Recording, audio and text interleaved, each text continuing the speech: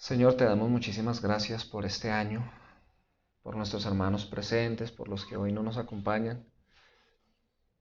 Sabemos que este año va a ser diferente, porque tú lo has prometido, Señor.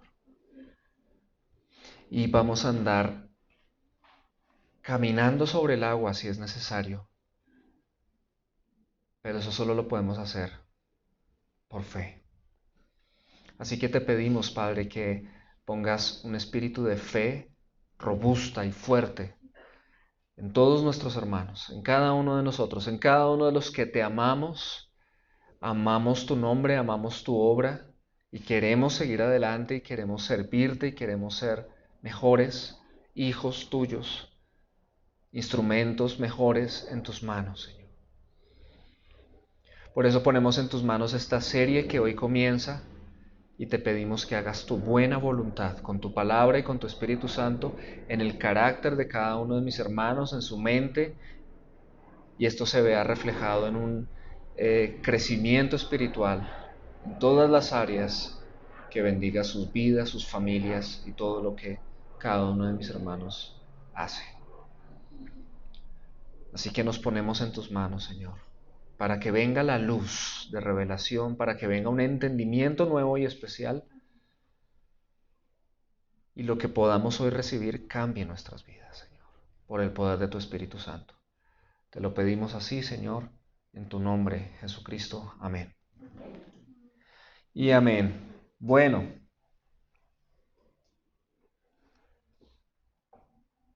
quiero empezar con algo que no solemos hacer. Es con una muy breve participación de ustedes. Quisiera preguntarles, quien me quiera decir, y si están tímidos, pues entonces ya dedocracia. ¿Qué es el Evangelio? ¿Quién me quiere decir? Ellos son buenas noticias. Buenas noticias, Luis. Muchas gracias. ¿Quién más quiere decir algo?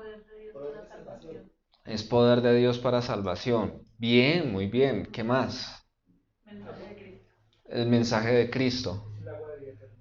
El agua de vida eterna, Claudita. Es para estar con Dios. Bien, bien, bien. Ok, todas esas cosas que ustedes están diciendo eh, hacen parte de lo que es el Evangelio, ¿sí? Dice que el Evangelio es el poder de Dios para salvación. Muy bien. Pero Luis nos decía que son buenas noticias, también es cierto, ¿sí? Es la palabra, el mensaje de Cristo, también es cierto, pero es la vida eterna, es decir, es Cristo mismo encarnado también. Así que el Evangelio es como que fácil de definir, pero ninguno de ustedes dijo el centro del Evangelio, que es lo que ustedes, siempre que recuerden el Evangelio, está en 3 versículos en 1 Corintios 15, no lo tengo acá, pero bueno, hagamos el ejercicio de buscarlo. Si tienen sus Biblias, no está en mi bosquejo, pero leámoslo. Está en 1 Corintios 15 y está en solo 3 versículos, o de hecho no, ni siquiera tres, 2 versículos. 1 Corintios 15, 3 y 4. Ese es el centro, el núcleo del Evangelio. Lo voy a leer, sí, perfecto. Gracias, Jaime, en esa versión. Dice así, porque yo les entregué en primer lugar lo mismo que recibí, que Cristo murió por nuestros pecados, conforme a las Escrituras, que fue sepultado y que resucitó al tercer día, conforme a las Escrituras. Eso es. O sea, si lo queremos decir de una manera simple, el Evangelio, en 5 segundos, en 10 segundos, eso es. Esos 2 versículos. Bien. Ahora, ¿eso son buenas nuevas? Sí, como lo decía Luis. ¿Eso es poder de Dios? Sí. ¿Ese es el mensaje de Cristo? Sí, todo lo que ustedes estaban diciendo, esto es lo, como decía Claudita, esto es lo que nos lleva a estar cerca de Dios. Sí, es este mensaje, que Cristo murió por nuestros pecados conforme a las Escrituras y que fue sepultado y que resucitó al tercer día conforme a las Escrituras. Listo, perfecto, sabemos lo que es el Evangelio en una manera simple y lo podemos decir en 5 segundos. Pero el Evangelio tiene esta cualidad, y es que puede ser como una piscina pandita para bebés, donde el bebé gatea y se moja y no se ahoga. Super pandita. El Evangelio puede ser así, pero también puede ser un océano profundísimo. En otras palabras, yo podría ahorita predicar por 1 hora acerca de qué es el Evangelio y no terminar. Dicho de otro modo, el Evangelio son esos 2 versículos, pero también es todo el Nuevo Testamento. E incluso el Antiguo Testamento es una anunciación de lo que vendría a ser el Evangelio. Y el Nuevo Testamento es el cumplimiento. Entonces, cuando nos preguntamos qué es el Evangelio, no es una pregunta fácil de responder. Puedo responderlo en pocas palabras o puedo profundizar mucho para explicarlo. Y esto es importantísimo en el mensaje de hoy que se llama, para los que anotan, Yo necesito el Evangelio. Este mensaje se llama así, Yo necesito el Evangelio. Y es precisamente porque nos hacemos una pregunta y es, bueno, ya que decimos que son las buenas noticias ¿para quién? ¿Qué piensan? ¿Son las buenas noticias para quiénes? Decimos para toda la humanidad, ¿cierto? O decimos para el pecador, o decimos para las personas que están apartadas de Dios, o decimos para mí. En fin, podemos decir muchas cosas, pero por lo general pensamos que el Evangelio es ese mensaje que hay que compartirle a la persona que no es cristiana para que se vuelva cristiana. ¿Sí? Es ese mensaje cuando yo digo voy a compartir el Evangelio. Por lo general nos imaginamos a una persona que va a hablar con una persona que no es cristiana, a hablarle de Dios para que empiece a ir a la iglesia, para que se convierta en cristiano, para que su vida cambie.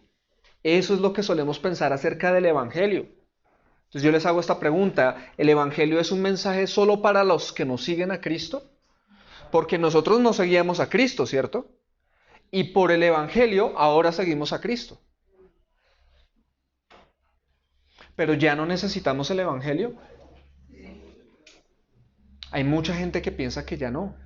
Que el Evangelio es el mensaje para el mensaje de kinder, del kinder cristiano, ¿sí? Para empezar. El Evangelio, ¿sí? Para ellos los que apenas van a empezar. Pero yo ya necesito algo para las necesidades actuales de mi vida. Llevo 20 años siendo cristiano, llevo 15, 10 años siendo cristiano. Yo necesito algo más. Esto de que Cristo murió por nuestros pecados conforme a las Escrituras y fue sepultado y resucitó al tercer día conforme a las Escrituras. Hace 20 años que yo sé eso. Yo necesito algo más. Hay cristianos que piensan así. O nosotros de pronto conscientemente no pensamos así, pero vivimos así. Entonces viene esta pregunta, ¿puede el Evangelio ayudarme ahora en esta etapa de mi vida? ¿Puede el Evangelio bendecir mi vida en este 2022? Llevo 5 años de cristiano, 20 años de cristiano, yo voy a cumplir 20 años este año. ¿Será que el Evangelio me puede ayudar ahora? Entonces, como les digo, hay personas que piensan que el Evangelio se le comparte a los pecadores para que se conviertan en cristianos, pero en cuanto a ellos creen que ya no lo necesitan.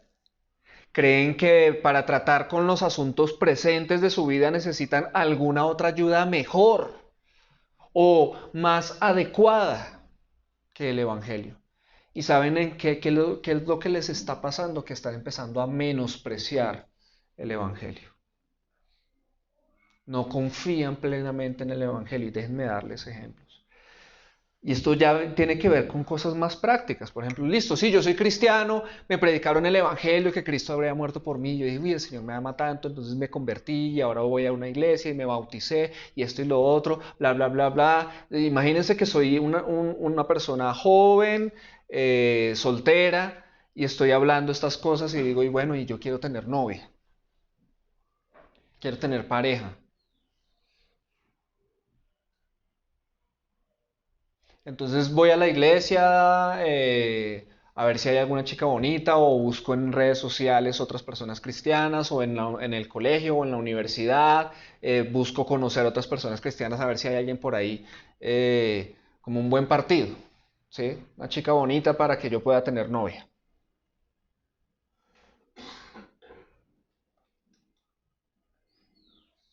¿Y cómo la conquisto? ¿Mm? Y empiezo, ¿cómo la conquisto? ¿Cómo la conquisto? Porque yo soy de malas en el amor. ¿Cómo la conquisto? ¿Qué hago? ¿Qué hago? ¿Qué hago? Entonces empiezo a buscar en YouTube cómo conquistar mujeres, ¿cierto? O me busco libros, El arte de la seducción, y empiezo a leer, y blogs y todo eso. Eso es a lo que me estoy refiriendo. Ya no estás aplicando el Evangelio a eso, porque tú no crees que el Evangelio tiene que ver con eso. Cristo murió por mí, ya, sí, soy salvo, me gané el cielo, pero necesito novia.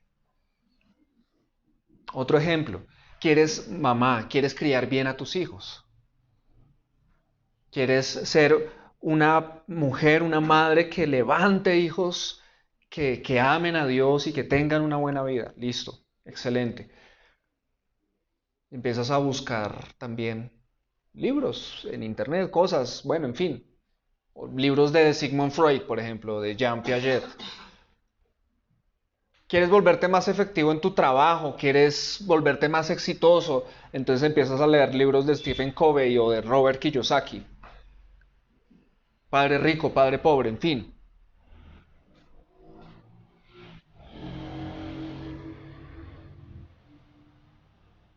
O buscas información en Google y YouTube, cómo volverse exitoso, cuáles son los hábitos de la gente altamente efectiva.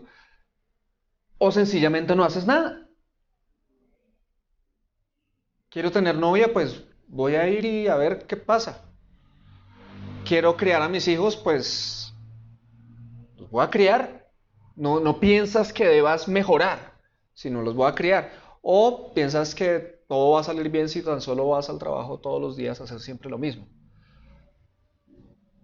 En fin, pero no consideramos que en el Evangelio esté la luz que yo necesito para tener a esa novia correcta y para ser la clase de persona que pueda conquistar a esa clase de mujer.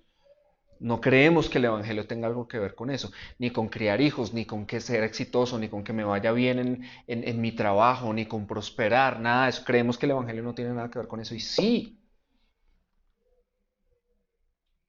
el Evangelio es suficiente para ayudarnos en todas las áreas de nuestra vida. Y no solo en nuestra vida pasada, sino nuestra vida presente. Y no solo nuestra vida presente, sino también nuestra vida futura.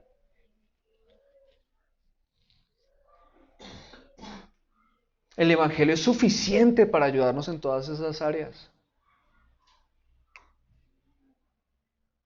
Entonces lo que yo quiero oír como introducción a esta serie que se llama Todo lo restauras, porque Dios todo lo restaura.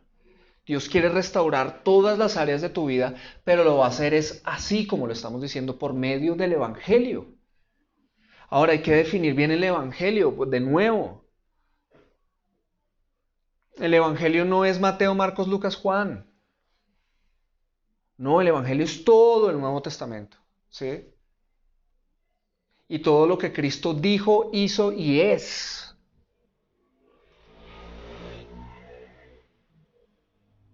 Dios es el Evangelio, también podríamos decirlo de ese modo. Entonces lo que yo quiero hoy responder en este mensaje introductorio es ¿por qué un cristiano todavía necesita el Evangelio?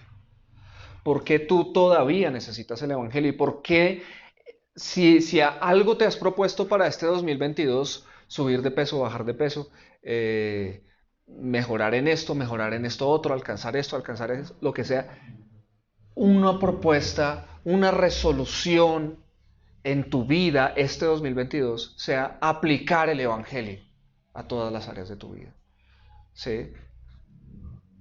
Que sea esa tu resolución. Y por eso en este mensaje vamos a ver por qué un cristiano todavía necesita el Evangelio. Y te voy a dar 3 razones. Razón número 1, porque aunque ya es salvo, aún está siendo salvo. Salvado, mejor. Porque aunque ya es salvo, aún está siendo salvado.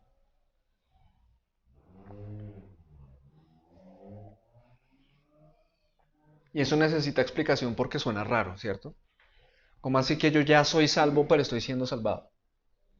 O sea, al fin que sí o no, preguntamos. Ambas cosas son ciertas. Tú ya eres salvo, pero estás siendo salvado.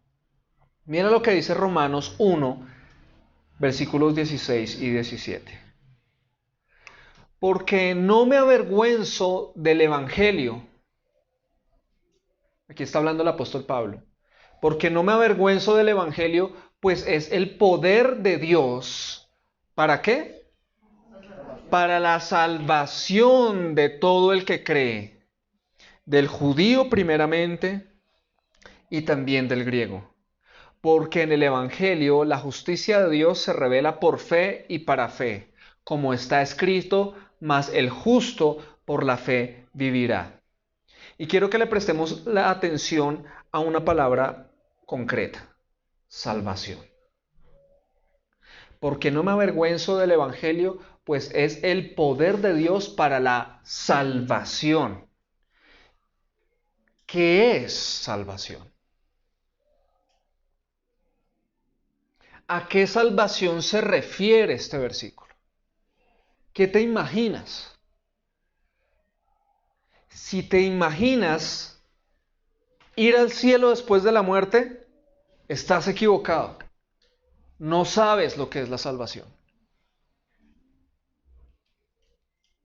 Si te estás imaginando salvarte de la condenación en el infierno, estás equivocado. No es esa la salvación a la que se refiere.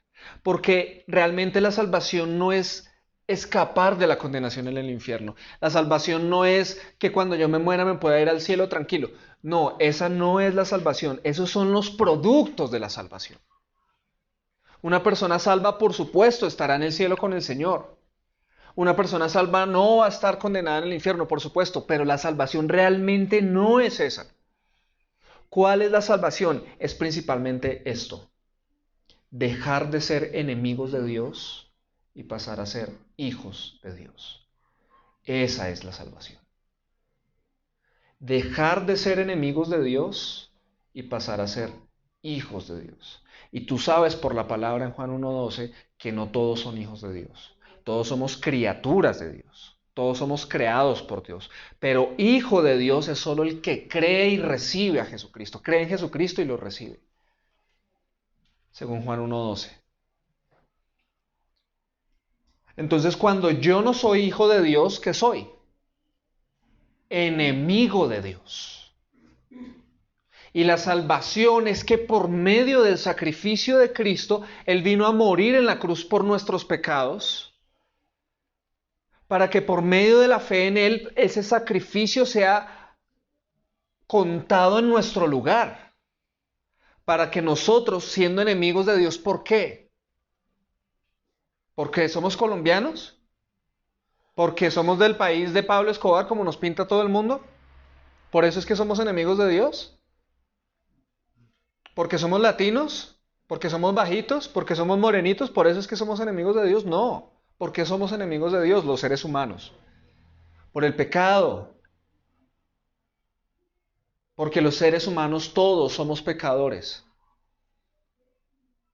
Y por eso Cristo vino a morir en la cruz por nuestros pecados, para que ese sacrificio que Él ofreció de su propia vida sea contado a favor nuestro, como si hubiéramos sido nosotros los que hubiéramos muerto allí en la cruz. De manera que por el derramamiento de la pura, inmaculada y preciosa sangre de Jesucristo, sangre inocente, porque Él nunca pecó, nosotros pudiéramos ser perdonados. Entonces, al ser perdonados ya no somos enemigos. Y ahora Él nos adopta como sus hijos. Amén. Esa es la salvación. Ser salvos del pecado y de la ira de Dios. Ok. Y eso, ¿saben qué? Ya es cierto en todos nosotros. Amén. Eso ya es cierto en todos nosotros los que creemos. Es decir, tú ya no eres enemigo de Dios. Tú ya no eres enemigo de Dios. Tú ahora eres hijo de Dios.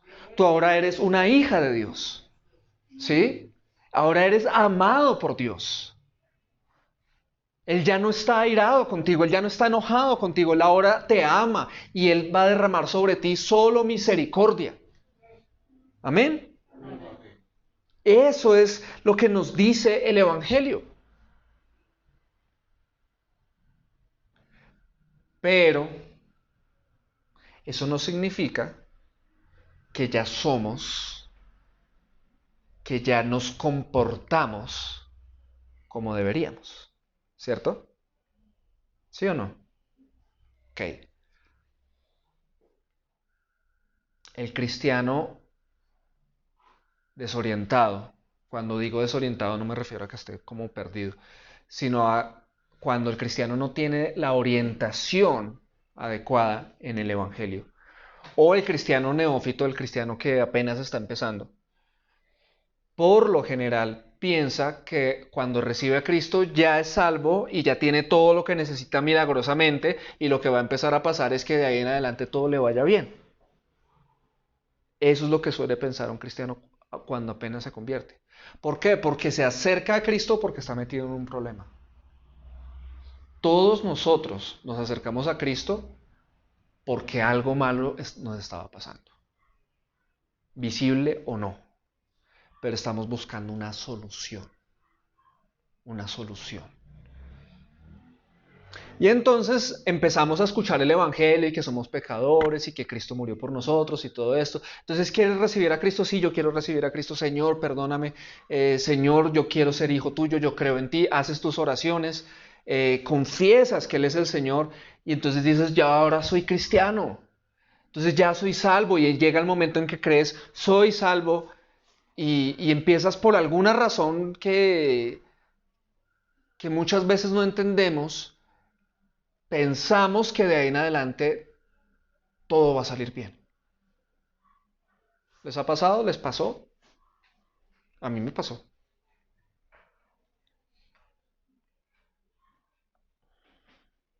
Y empezamos a malinterpretar un famosísimo pasaje en las Escrituras, 2 Corintios 5:17, que dice así, de modo que si alguno está en Cristo,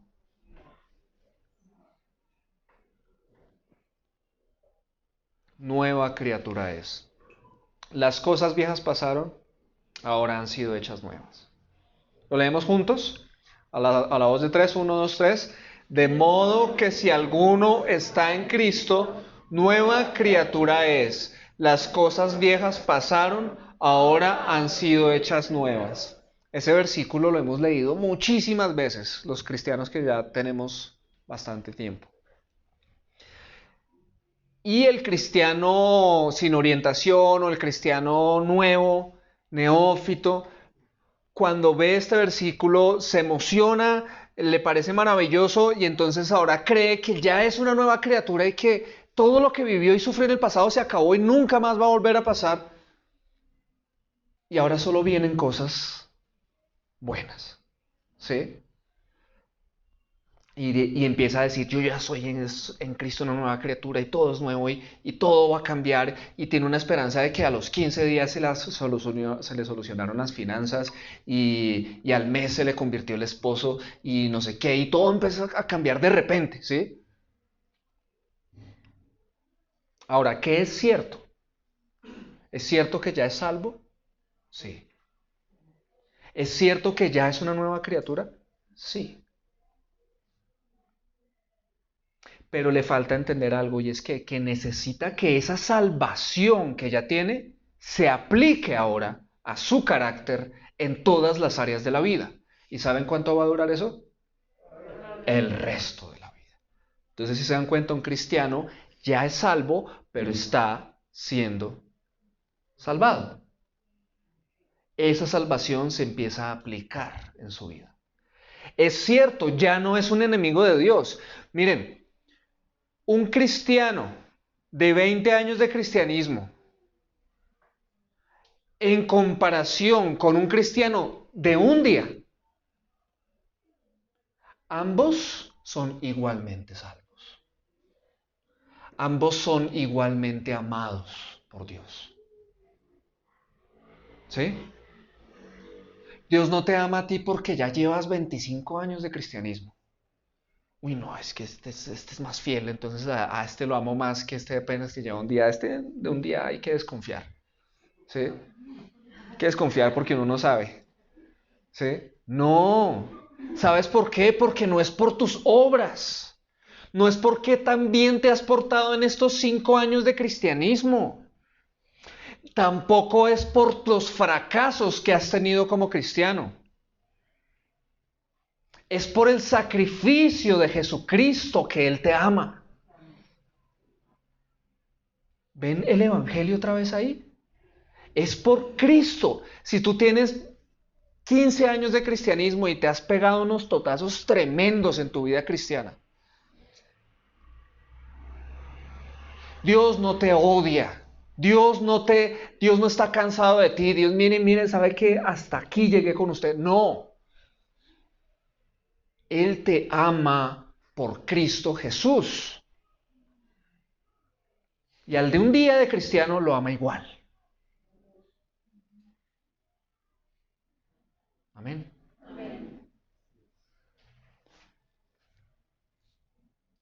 Entonces es cierto, tú ya no eres un enemigo de Dios. Ya no, nunca más. Cuando tú oras, ¿sabes a quién tienes al frente? A tu mejor amigo,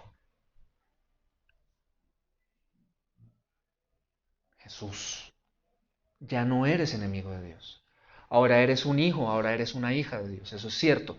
Pero ahora necesitas saber cuáles son todos esos cientos o miles de pecados quizás con los cuales ofendes a Dios. Y el gran montón de pecados con los que lo ofendes a diario.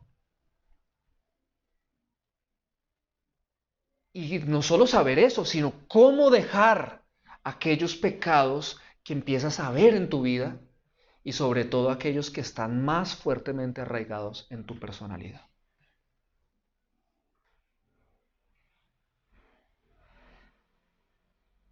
Entonces el cristiano neófito sin orientación cree que 2 Corintios 5:17 significa que ya somos personas absolutamente nuevas,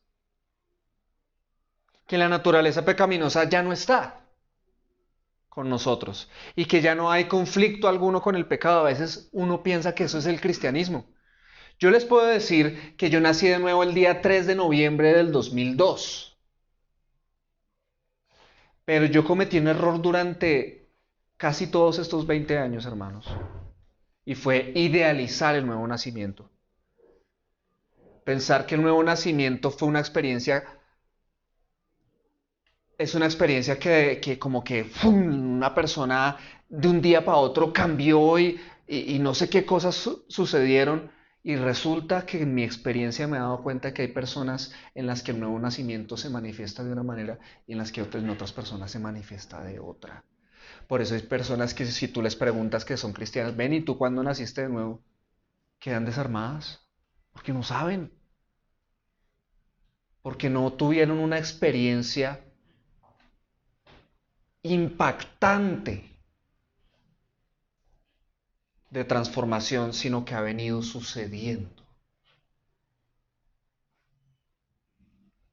Y cuando yo idealicé este nuevo nacimiento de pensar que fuera una cosa así, ¡boom!, me sucedieron dos cosas. Número uno, me volví hábil para juzgar a otros. Entonces cuando yo veía a un cristiano cometiendo un pecado que no debía cometer, ese no es nacido de nuevo. Para mí era fácil decir eso. Ese no es nacido de nuevo porque un nacido de nuevo no hace eso. ¿Sí? Oh sorpresa, cuando yo vengo, cuando Dios saca a la luz en mi vida cosas que necesitaban sanarse, y yo empiezo a preguntarme si estoy haciendo esto ¿Será que es que no he nacido de nuevo? ¿Te ha pasado? Entonces pasaron esas dos cosas. Por un lado me estaba volviendo hábil para juzgar al otro, para condenar al otro, pero por otro lado estaba cargando con una cruz que no podía entender. Y era el hecho de que estaba luchando con algo del pasado, pero creía que un nacido de nuevo no debería tener esas luchas. Porque se supone que es nueva criatura y todo lo viejo ha pasado. ¿Sí? Conflicto horrible. Entonces, cuando ese neófito piensa así, que ya no debería haber conflicto con el pecado, de repente, con un poco de tiempo, se da cuenta con esa experiencia de que no es todavía tan así. Y entonces uno empieza a dudar de su salvación. Como les digo, si estoy haciendo algo de mi pasado, entonces quizás debe ser que no soy una nueva criatura aún. Y pasa por unos periodos de condenación horribles. No es capaz de orar. Va a intentar orar y no le sale nada porque siente que Dios está enojado. Que Dios ni lo quiere ver en pintura. Y saben que, hermanos, ser nueva criatura no significa que el conflicto con el pecado se acabó. Todo lo contrario, va a empezar. Eso es lo que significa ser una nueva criatura. Que el conflicto con el pecado ahora sí que va a empezar. Realmente, ¿sabes por qué? Porque ahora tienes una nueva naturaleza, que va a empezar una guerra con tu vieja naturaleza, mientras que antes solo tenías una. Entonces sí, sabías que de pronto eras malo porque tenías una conciencia, pero otra cosa es tener dos naturalezas luchando entre sí. La verdadera guerra comienza cuando eres cristiano. La verdadera guerra comienza cuando eres nacido de nuevo. Entonces, una señal de que eres nacido de nuevo es que empiezas una guerra frontal contra el pecado. Entonces, la vida de Dios ha engendrado en nosotros una nueva y divina naturaleza que está y estará en conflicto con la vieja naturaleza o la naturaleza pecaminosa por el resto de nuestra vida en esta tierra. Entonces en 2 de Corintios 5:17, que lo leímos ahorita, la palabra clave de este pasaje no es nueva criatura. Y por lo general lo vemos así. 2 de Corintios 5:17 hablamos para decir nueva criatura, ya todo es nuevo, nuevo, nuevo, nuevo, nuevo, como si lo importante de ese versículo fuera nuevo. No, la palabra clave de ese versículo es en Cristo. Esa es la palabra clave, o la frase clave, más bien. La frase clave de 2 de Corintios 5:17 es en Cristo. Entonces vamos a volverlo a leer, por favor, pero hagamos un énfasis en esa palabra clave, ¿listo? De modo, 1, 2, 3. De modo que si alguno está en Cristo, nueva criatura es, las cosas viejas pasaron, ahora han sido hechas nuevas. Muy bien. Entonces, ¿qué es lo que quiero decir con esto de que la palabra clave es en Cristo? Que en Cristo, es decir, cuando tú crees en Cristo, ya, ¡fum!, en un abrir y cerrar de ojos, eres amado por Dios. Porque ahora Dios considera que el precio que pagó Jesús fue en tu favor. Entonces te perdona, te recibe, te ama. Cataplum, eres amado.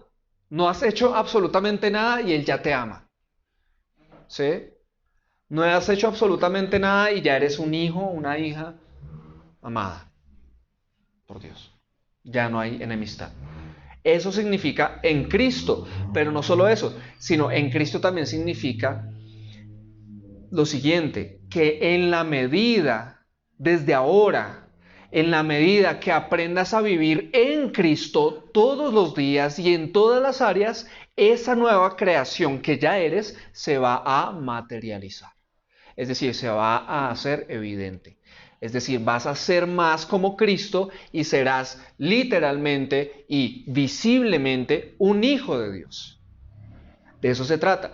Entonces, yo no solo debo decir, es que yo un día oré y me convertí y un día me volví cristiano, un día tomé la decisión de seguir a Cristo y desde ese día soy una nueva criatura, sí, pero no nos tenemos que remitir a ese momento. Ya, fabuloso, sucedió, gloria a Dios, acuérdate de eso, celébralo si quieres, cada año, pero ahora vives cada día. Y cada día necesitas aprender a estar en Cristo. Todos los días lo necesitas. Estar en Cristo.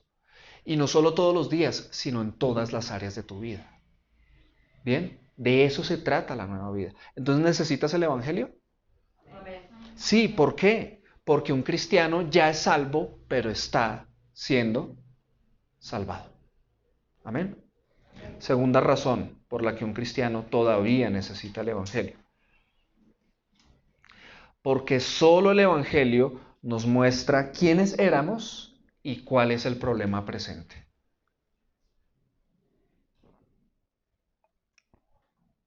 Solo el Evangelio nos muestra quiénes éramos y cuál es el problema presente.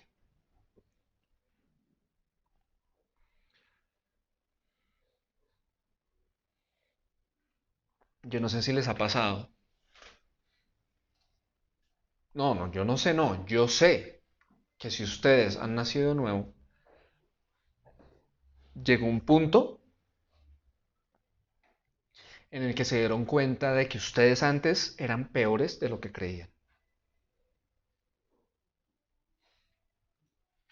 O sea, ustedes creían que eran buenas personas.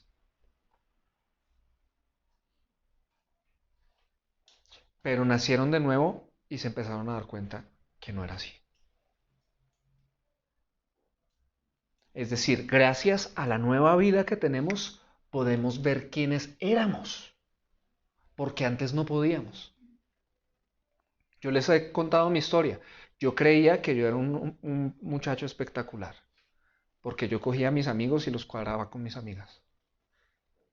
Y les hacía el cuarto y todo eso, entonces yo era como una especie de cupido. ¿Sí? Y yo por eso me creía que era una persona buena. Ahora, yo no mataba. Yo no era terrorista, yo no era narcotraficante, yo no era un político corrupto, yo era un muchacho común y corriente. Claro, yo hacía cosas malas, era desobediente, pero eran unas cositas, así pensaba yo, ¿sí? Pero yo era como los demás, un joven común y corriente, que pasaba desapercibido. Eso era lo que yo pensaba de mí mismo. ¿Me creía noble? Sí, yo me creía noble. ¿Me creía humilde? Sí, porque es que yo sí tenía un dedo para señalar a otros que ese es re orgulloso. Mi papá, mi hermano, no sé quién. En cambio yo todo noble, yo todo humilde. Yo pensaba así de mí. Pero ¿qué nos dice la Biblia en Efesios 2:3, hermanos? En ese tiempo, es decir, antes de Cristo, antes de creer en Él, en ese tiempo también todos nosotros vivíamos como ellos, como quienes, como los que no son cristianos. ¿Y qué hacíamos? Éramos impulsados por nuestros deseos pecaminosos, siguiendo nuestra propia voluntad y nuestros propósitos. Como los demás, éramos por naturaleza objeto de la ira de Dios. Ahora, yo no sé si hoy se le vayan a abrir los ojos a alguien o ya estaban abiertos para todos, pero quiero decirte esto, ¿sabías que antes de seguir a Cristo eras objeto de la ira de Dios? ¿Sabías que Dios estaba airado contigo? Esto lo sacude a uno porque yo con Dios me sentía que Él era mi bacán. Cuando me iba mal en el colegio, oraba. Yo decía, Dios, ayúdame, y a veces me ayudaba. Tuve una enfermedad incurable y oré y Él me sanó. Entonces Él y yo estábamos bien. Eso era lo que yo pensaba. Jamás, si alguien me hubiera dicho, Dios está airado con usted, Juan Manuel. Yo me hubiera airado con esa persona por decirme eso. ¿Usted qué le pasa? ¿Cómo me va a juzgar? Usted no sabe si yo oré y le pedí a Dios que me sanara y me sanó. ¿Sabe qué significa eso? Que Él está bien conmigo. ¿Alguno se identifica con esa forma de pensar? Yo pensaba eso. Que Dios, que yo fuera enemigo de Dios, jamás. Pero viene el Evangelio y me muestra quién era yo. Y a algunos les cuesta más aceptar eso. Pero si yo no era malo. Wow. Necesitas más el Evangelio. Si tú todavía no has podido creer realmente que eras un detestable enemigo de Dios, necesitas que el Evangelio resplandezca más en tu vida. Necesitas conocerte mejor a la luz del Evangelio. Porque éramos por naturaleza objeto de la ira de Dios. Ahora, gracias a Cristo, ya no somos objeto de la ira de Dios. Amén. Dios ya no está airado con nosotros, gracias a Cristo, no a que nosotros seamos especiales. Pero, ¿significa eso, hermanos, que ya no tenemos vieja naturaleza? Escúchame la pregunta de nuevo. Dios ya no está airado con nosotros, ya no somos por naturaleza objeto de la ira de Dios. Bien, pero ¿significa entonces que ya no tenemos vieja naturaleza? Todavía tenemos vieja naturaleza, porque todavía pecamos, ¿cierto? O sea que necesitamos seguir en esta salvación. Si tú no eres consciente de que todavía está la vieja naturaleza en ti y que necesitas aprender a ser salvo todos los días de ella, de su influencia, vas a terminar viviendo un cristianismo plagado de orgullo en la que le ves los pecados a los demás, pero los tuyos no puedes.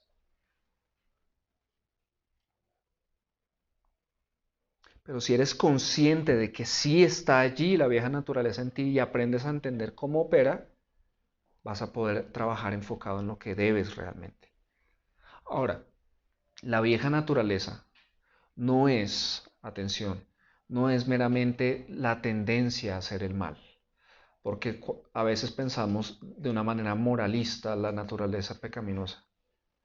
Y naturaleza pecaminosa es el deseo de robar, de matar, de asesinar, de maldecir, de tener lujuria, de todas estas cosas. Cosas malas. La pereza, la gula. Todo eso es de la naturaleza pecaminosa. Entonces la naturaleza pecaminosa es la que hace eso. Pero es mucho más que eso. Más concretamente y profundamente, la vieja naturaleza es el deseo de hacer nuestra voluntad y no la de Dios. Calama, ¿sí o no? La vieja naturaleza, más que hacer cosas malas, es el deseo de hacer nuestra voluntad y no la de Dios.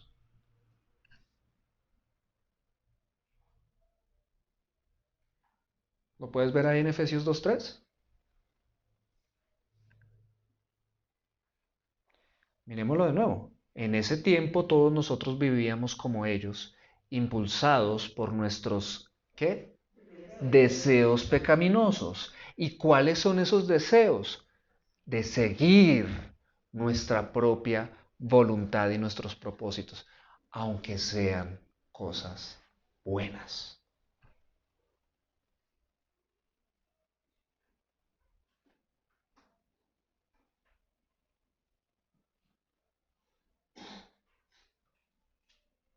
Y cuando yo no soy consciente de eso, vengo y me invento un cristianismo. y hago de mi cristianismo una idolatría religiosa. Expliquemos esto. Ustedes saben que en la mitología griega había unos dioses, ¿cierto? ¿Escucharon alguna vez hablar de Zeus, de Atenas, de Hades, de Ares, de todos esos dioses, ¿cierto? Del Olimpo, ¿sí? Donde vivían todos esos dioses griegos. Y allá estaban todos esos dioses, cada uno con sus cualidades. Unos dioses ayudaban a los navegantes. El dios del mar, ¿cómo se llamaba? Poseidón, ¿cierto? Estaba el dios de esto, el dios de lo otro, no sé qué. Y estaban esos dioses allá en el Olimpo, de vez en cuando bajaban y hacían cosas. Tenían hijos y todo eso. Y andaban en el Olimpo necesitados de las oraciones, de la adoración, de los sacrificios de los humanos, porque eso los hacía a ellos fuertes, ¿sí? De ahí que si los seres humanos se olvidaban de los dioses dejaban de existir, ¿sí? Que eso ya viene siendo una filosofía que se desarrolló mucho más adelante. Pero en otras palabras, el griego pensaba en el Dios como, ahí está el Dios por ejemplo, yo tengo una academia de música, academia de artes Barrera. Yo quiero que me vaya bien, necesito que el Dios de la música, por decir algo, me bendiga. Yo no sé si habrá un Dios de la música.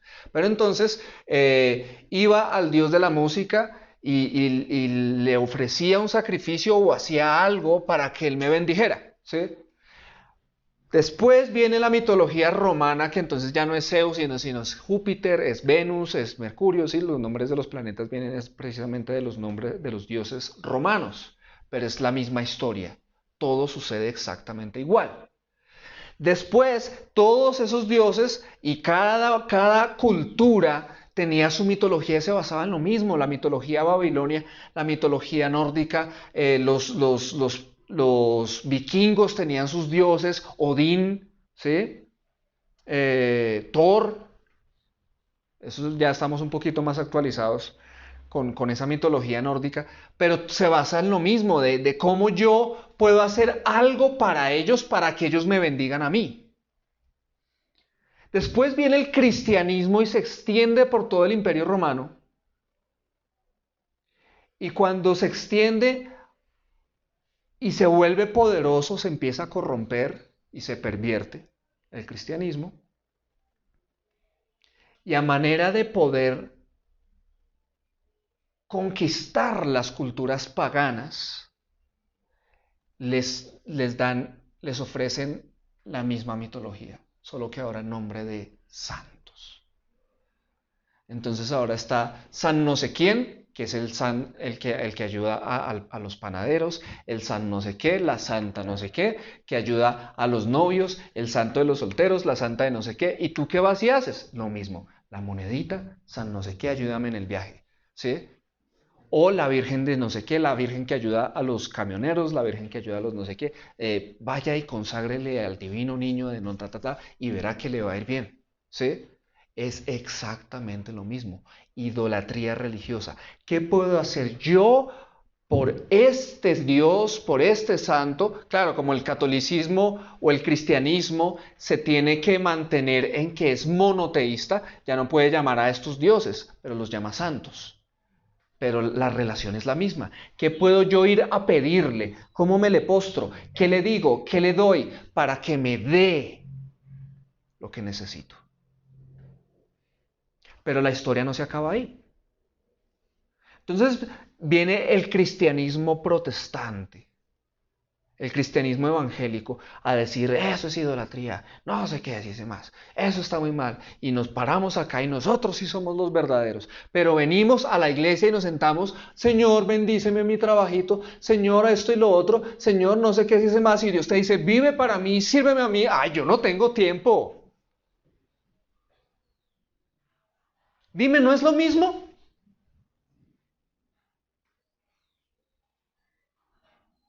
No le estás botando moneditas.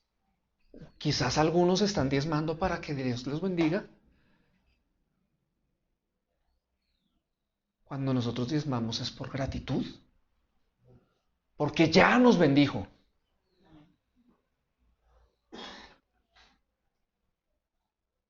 Entonces caemos en el mismo error, esa idolatría religiosa de coger a Dios para que Él me bendiga. Entonces convierto el cristianismo en eso. ¿Cómo hago para que me vaya bien? Entonces tengo que orar, tengo que ir a la iglesia, tengo que leer la Biblia para que me vaya bien. No, hermanos. Seguimos viviendo en nuestra propia voluntad, en nuestros propósitos. Queremos coger a Dios para que Él haga mi voluntad y mis propósitos. Hoy Juliana nos decía, con mi esposo hicimos nuestros propósitos para el 2022. Eso está bien, pero una cosa es que nuestros propósitos para el 2022 sean los propósitos de Dios, y ella lo aclaraba. Y otra cosa es que mis propósitos para el 2022 sean los míos y que Dios me los haga realidad. Sírveme Dios. ¿Sabes qué? Eso no es cristianismo.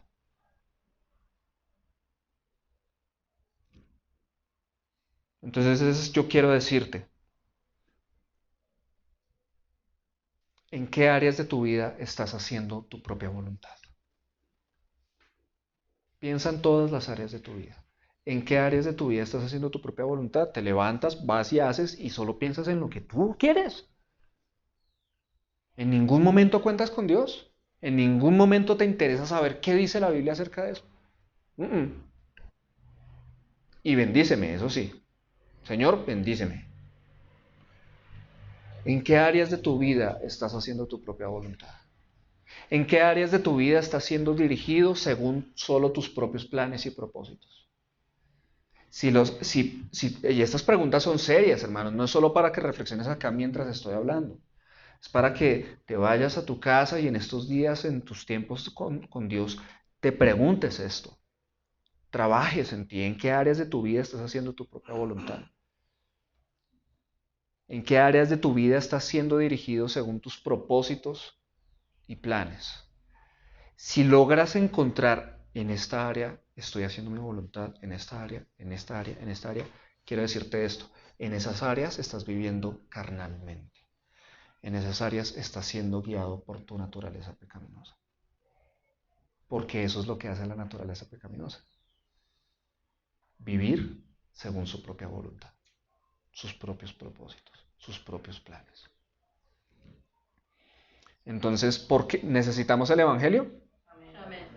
¿Por qué? Porque solo el Evangelio nos muestra quiénes éramos y cuál es el problema presente. Tercera y última razón por la que un cristiano todavía necesita el Evangelio. Para esta serie todo lo restauras. Dios lo quiere restaurar todo en tu vida, no solo tu paso al cielo, sino todo. Entonces, tercera razón por la cual un cristiano todavía necesita el Evangelio, así lleves 30 años de cristiano, porque solo el Evangelio es la luz que nuestra ceguera necesita.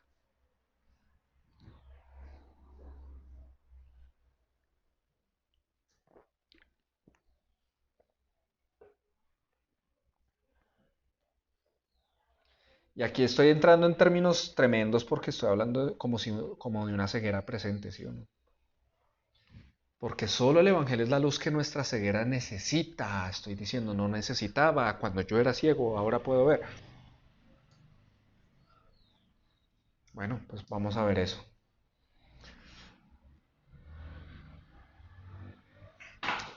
Segunda de Corintios 4, del 4 al 6, nos dice cómo opera Satanás en la vida de los seres humanos. Miren lo que dice acá. Se refiere a Satanás como el Dios de este mundo, porque así es. Satanás es el Dios de este mundo. Este mundo está en tinieblas, gobernado por el diablo.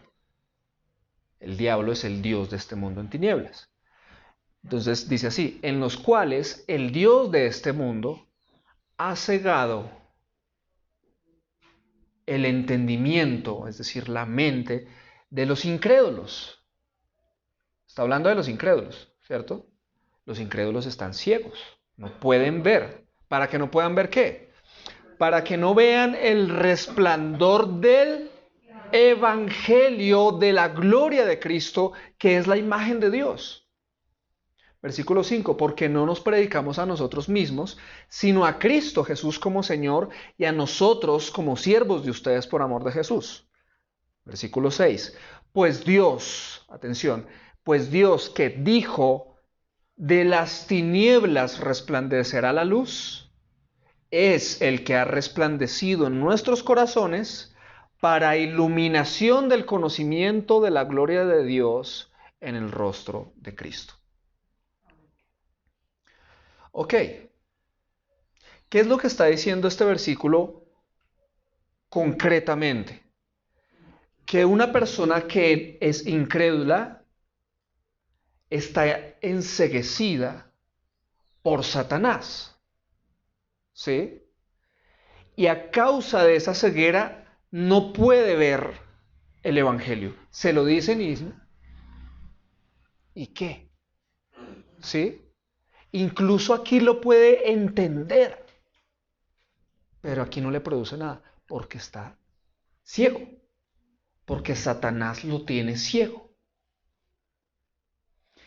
Pero en el momento en que Dios da una orden, y es que de las tinieblas resplandezca la luz, ¿cuál luz? La luz del Evangelio, de la gloria de Cristo. En ese momento en que Dios da la orden, ¡pum!, la persona de repente abre los ojos y empieza a entender. Y lo que antes no entendía, ahora sí lo empieza a ver. Porque es la luz del Evangelio que resplandece en su corazón para iluminación del conocimiento de la gloria de Dios en el rostro de Cristo. En otras palabras, cuando Dios da esa orden, el Evangelio lo empieza a entender y por medio de Cristo esta persona empieza a ver quién es Dios realmente y a conocerlo. ¿Sí? Ahora, eso es lo que está diciendo, pero algo que nosotros muchas veces no pensamos es que aplicamos esto solo a ese momento, al momento en el que yo era un incrédulo y de repente, ¡pum!, empecé a ver. ¿Por qué eres tan corto? ¿Por qué te quedas con ese pum? Busca más pums, ¿sí? Busca que Dios siga haciendo.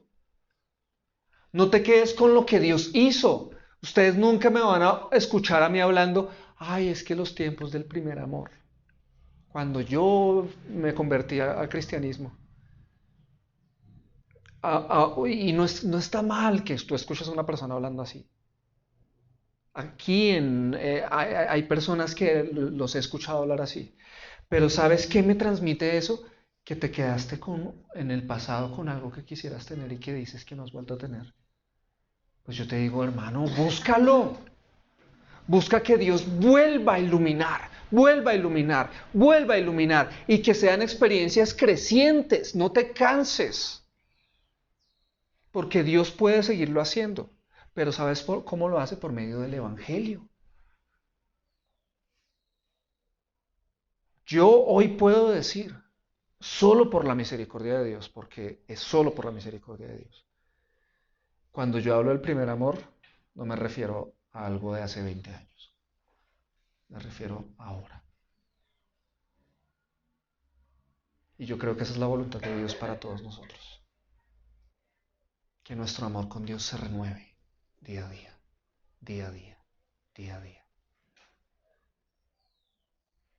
Ah, pero entonces si está hablando de ahora ya no es el primer amor. Es el 50º, quién sabe. No, ¿sabes qué es el primer amor para mí? Lo aprendí de una canción. Ya que Él me amó a mí primero, antes que cualquier otra persona, Él es mi primer amor. Porque antes de que cualquier otra persona me amara, Él ya me amaba a mí. Entonces Él es y será siempre mi primer amor. Creo que me gusta más verlo así, que como primer amor, segundo amor, tercer amor, ¿sí?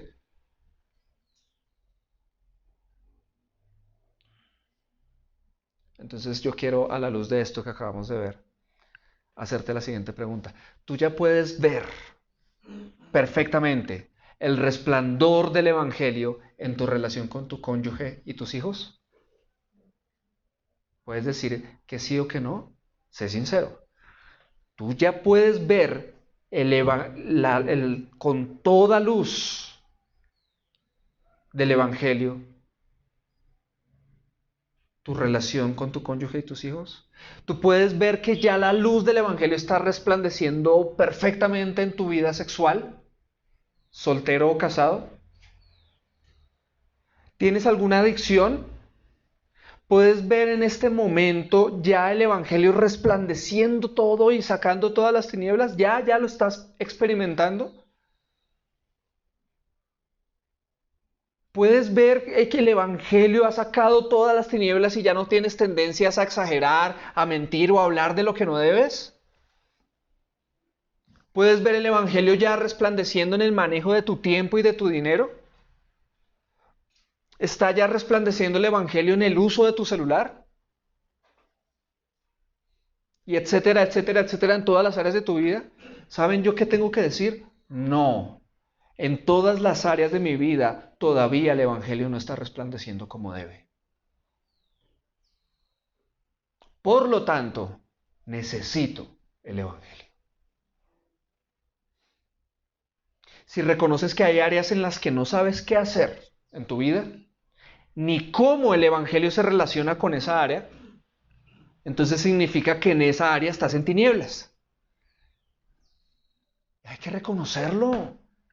¿Qué ganamos acá pensando que acá todos vivimos con la mejor luz del mundo y que todos estamos impecables en todo? Cuando sabemos que no es así, hermanos. Aceptemos que hay áreas en nuestra vida que están en tinieblas, en las que no podemos ver bien aún. No vayas a pensar que por ser cristiano ya no hay ninguna ceguera en tu vida. No vayas a cometer ese error, porque ese es el error del fariseo.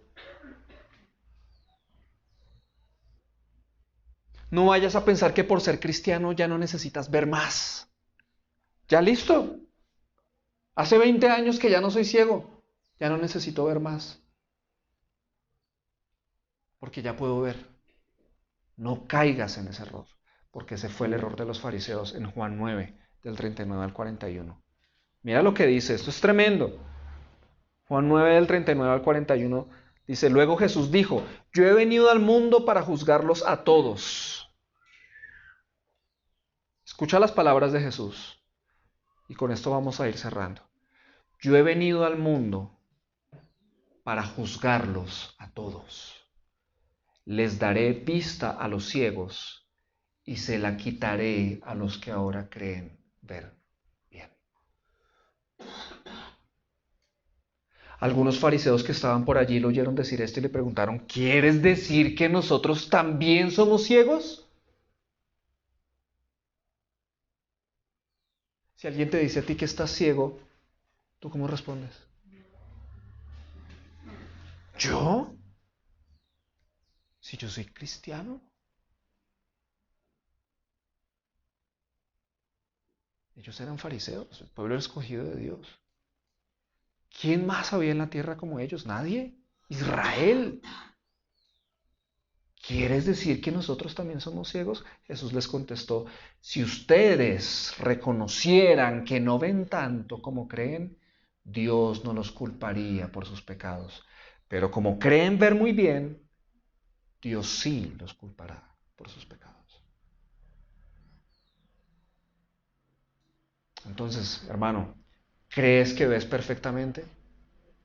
Estás equivocado. Si tú crees que ves perfectamente, estás equivocado. Y quiero que me entiendas esto. No estoy pretendiendo decir que este creer ver perfectamente tenga que ver con el cristianismo como religión. En el sentido de que, uy, no, entonces de pronto el cristianismo no es la única verdad, de pronto hay otras verdades. No, yo no me estoy refiriendo a eso. El cristianismo es la verdad. Cristo es la verdad. ¿Sí? Absoluta y no hay otra. Cristo es la verdad. Pero a lo que me estoy refiriendo es que en mi vida no todo yo lo veo bien. No es el cristianismo el que tenga un problema. Soy yo el que tiene un problema. Y necesito ver mejor. Porque hay áreas en mi vida donde no puedo ver bien.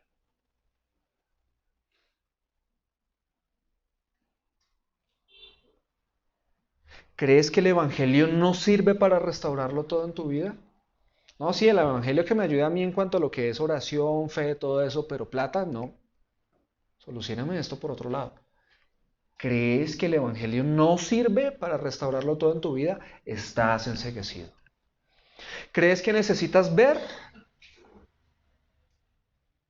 Si tú crees que necesitas ver, el Evangelio de Cristo es la luz que necesitas. ¿Crees que la solución está en que tu cónyuge cambie? El Evangelio te mostrará que no es así. ¿Te cuesta perdonar? El Evangelio te enseñará que dicha ofensa no significa nada a menos que insistas e insistas en recordarla. ¿Mides el éxito en términos de diplomas, ropa nueva, viajes y posesiones? El Evangelio te enseñará que la vida no se trata de consumir, gastar, trabajar, aprender, coleccionar, acumular, etcétera, sino de temer a Dios, obedecerlo y llevar a cabo su obra. ¿Eres un verdadero seguidor de Cristo?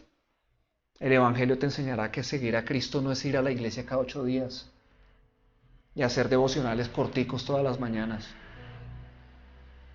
Seguir a Cristo es imitarlo, vivir como Él vivió. Eso es seguir a Cristo. ¡Boom! Primera de Juan 2:6, este versículo, siempre que lo leo, me tumba al piso. El que dice que permanece en Él debe andar como Él anduvo.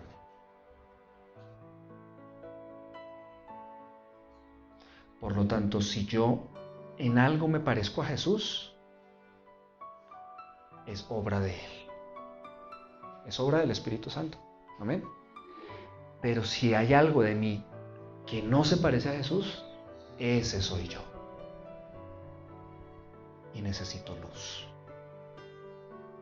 Necesito el Evangelio. Amén.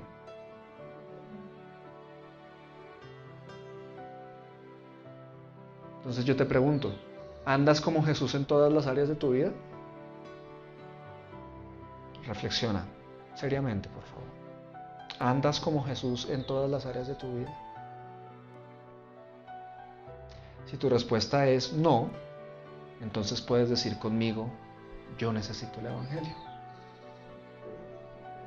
Amén. De eso se va a tratar esta serie, llamada Todos los restauras. De eso se trata esta serie, de que nos comprometamos este 2022 y de ahora en adelante a buscar en Cristo y su Evangelio la restauración de todas las áreas de nuestra vida. Entonces, por ahora te dejo las siguientes tareas. Y con esto cerramos 4 tareitas. 1. Ora por esta serie. Ora por esta serie. Ora por nosotros los predicadores. Necesitamos tus oraciones. Ora a diario por nosotros. ¿Sí? Segunda tarea. Haz una lista de las áreas de tu vida que necesitan ser restauradas.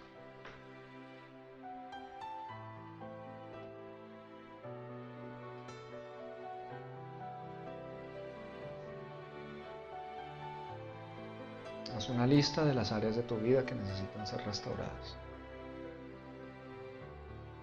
3. Pide a Dios que haga resplandecer el Evangelio en esas áreas. Pide a Dios que haga resplandecer el Evangelio en esas áreas. Si te das cuenta, vas a necesitar orar. Y no es para menos, ¿cierto? Y 4, comienza a leer la Biblia todos los días con esas áreas en mente. Esas áreas de la lista. No, que es que yo soy perezoso. Necesito ser restaurado en esa área. Entonces de ahora en adelante vas a orar y decirle, Señor, haz resplandecer el Evangelio en mi pereza. Y de ahora en adelante, cada vez que leas la Biblia, la vas a leer pensando en la pereza. hasta que llegue algún versículo que ¡pum! Ilumine. Y tú digas, wow, esto es lo que Dios quiere que yo haga. Hazlo así de ahora en adelante y vas a ver cómo tu vida empieza a cambiar. Necesitamos el Evangelio, hermanos.